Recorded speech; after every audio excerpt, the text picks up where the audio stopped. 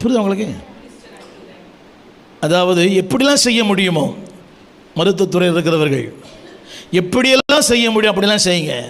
ஏதோ ஒன்று நீங்கள் செய்கிற ஒவ்வொன்றுக்குமே ஒரு பலன் இருக்கிறது. உலகம் மறக்கலாம், உறவுகள் மறக்கலாம், குடும்பம் மறக்கலாம், சொந்தங்கள் மறக்கலாம், நன்மைக்கு செய்தவர் மறக்கவே மாட்டார், மறவார். இயேசு உன்னையும் மறவார், உன் கிரியைகளையும் மறவார். ஐந்தாவது குறிப்பு 27 6வது குறிப்பு 30ஆம் வசனம்.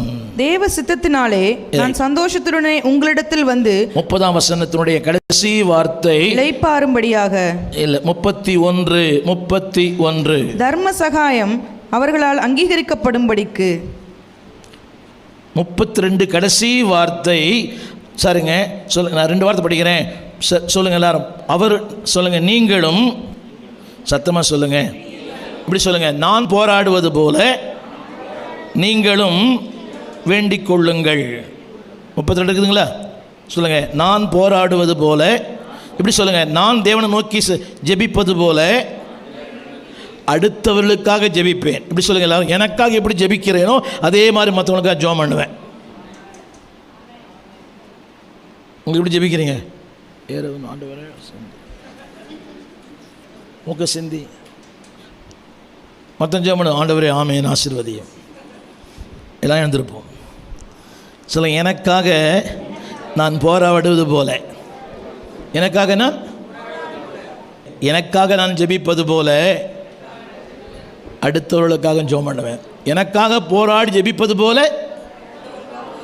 ஆமென். ஜெபம் பண்ணுவீங்களா? சத்தமா சொல்லுங்க, எனக்காக நான் போராடுவது போல. ஆமென். மற்றவர்களுக்காக எப்படி ஜெபிக்க? 27 மற்றவர்களுக்காகவும் கவனிங்க. அது எப்படி தான் முடியும்? ஆவியானவருடைய அன்பு இருந்தால் தான் முடியும். 32 5வது வரி சொல்லுங்க, ஆவியானவருடைய அன்பு இருந்தால் தான் மற்றவங்களுக்காக போராட முடியும். ஆமென் சொல்ல மாட்டீங்களா? எங்கள் விலாசம் போதகர் ஸ்டீஃபன் தேவகுமார், திறந்த வாசல் சபை, நம்பர் 65, பரமானந்த தெரு, 7 கிணறு, சென்னை 600001. தொடர்புக்கு 9841839287. மேலும் 04443183330. எங்கள் மின்னஞ்சல் stephenopendor@gmail.com.